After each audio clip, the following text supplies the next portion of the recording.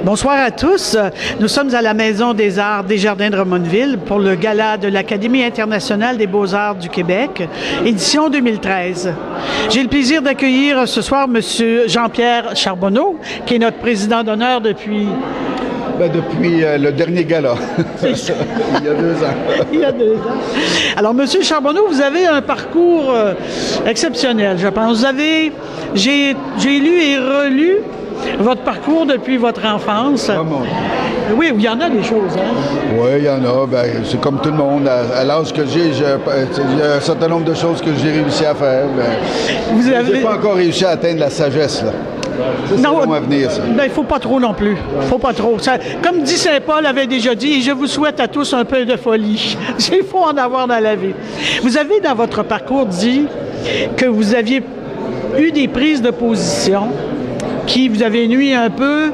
Et je me demandais, parce que quand on prend des prises de position, on est convaincu de notre affaire, et souvent avec justesse, on se bat contre vents et marées. Referiez-vous le même parcours? Je pense que si les gens veulent être honnêtes, j'imagine que quand ils regardent en arrière, ils ne peuvent pas dire totalement qu'ils referaient le même parcours. Si je referais le même parcours, j'essaierais d'éviter des écueils ou les chutes que j'ai faites, parce que certaines de ces chutes-là, non seulement ont fait mal, mais elles étaient dues à ma responsabilité, c'était pas celle des autres. Et ça, tu t'en rends pas toujours compte. Sur le coup, certains de tes échecs, comme tout le monde, tu blâmes les autres. Puis avec le recul, tu te rends compte que tu as une bonne part de responsabilité dans les échecs que tu as eus. Alors, si j'avais la chance, comme tout le monde, mais tu sais, de toute façon, c'est toujours hypothétique, ça. On ne fait jamais le parcours, on assume le parcours qu'on a fait en espérant que, en se disant, on l'a fait le mieux possible, puis en espérant de ne pas avoir été trop toxique pour les autres. À travers votre carrière, vous avez fait une rentrée en politique, une sortie en politique, une rentrée en politique.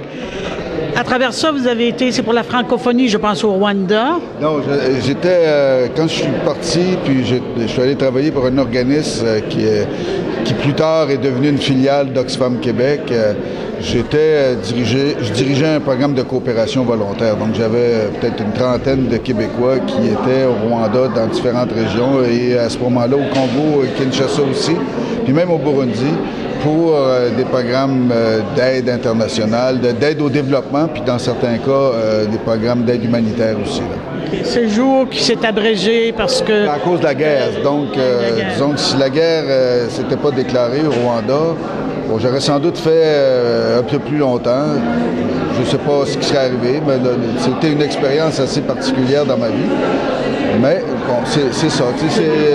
Encore là, on ne fait pas le passé, mais quand on vit la guerre de près et qu'on a l'impression qu'on peut être menacé, moi, à un moment donné, il y a eu une attaque sur la capitale 2-3 jours après le début de la guerre dans le nord du Rwanda, et puis à la frontière de l'Ouganda. Et puis là, j'étais avec mes fils à la maison, et puis là, ça tirait pendant toute la nuit. On avait l'impression que c'était autour de la maison. Alors, ça, c'est assez particulier. Puis en même temps, je pouvais communiquer ironiquement par téléphone avec plusieurs des gens de mon équipe. Alors, je les rassurais, puis je vérifiais, comme un capitaine doit le faire, comment les gens de l'équipage vivaient la situation. Quand on est responsable aussi, hein, on tremble pour les autres, ceux qui sont sous notre égide. On est dans l'action, alors on n'a pas trop le temps d'avoir peur. C'est après quand la peur. Vous avez écrit un livre sur vos mémoires? Oui, 2009? Dans 2007, j'ai fait ce livre-là un peu rapidement, parce que finalement, les éditions Fides m'avaient demandé de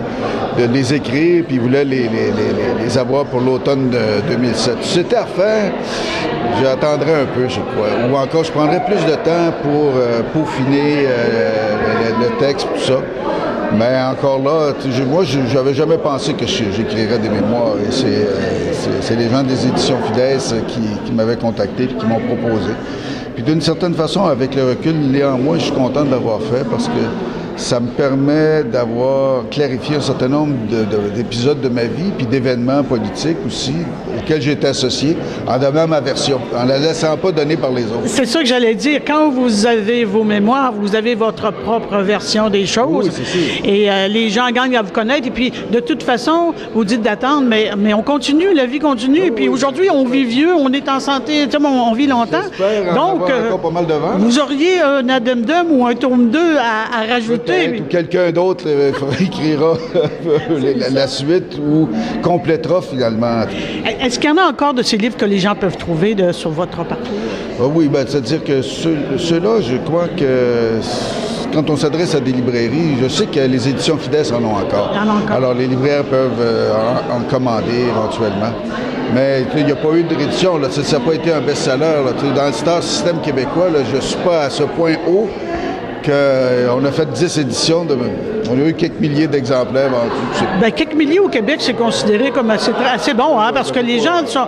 C'est encore comme d'autres choses à développer la lecture. Oui, mais surtout content. J'aimerais ça que parfois les journalistes s'intéressent à la vie politique ou le lisent, parce que parfois ils parlent de certains épisodes de la vie politique québécoise et ils auraient là une version différente ou complémentaire de celle que parfois ils véhiculent sans trop savoir. C'est ça, hein? Alors moi, je vous invite à retrouver le livre du parcours de M. Charbonneau. Je vous dirais que c'est un diamant que nous avons au Québec, aux multiples facettes, et qui brille par son honnêteté, sa limpidité. Je vous souhaite du succès. Merci beaucoup de nous offrir votre présence et puis d'être notre président d'honneur. On est content de ça. Écoutez, moi, je suis content d'avoir accepté. La dernière fois, j'avais accepté parce que c'est une artiste de ma région, de mon comté. Oui, au départ. Qui est France Malo, qui espérait devenir maître et elle l'est devenue à cette occasion-là. C'est elle qui m'avait proposé.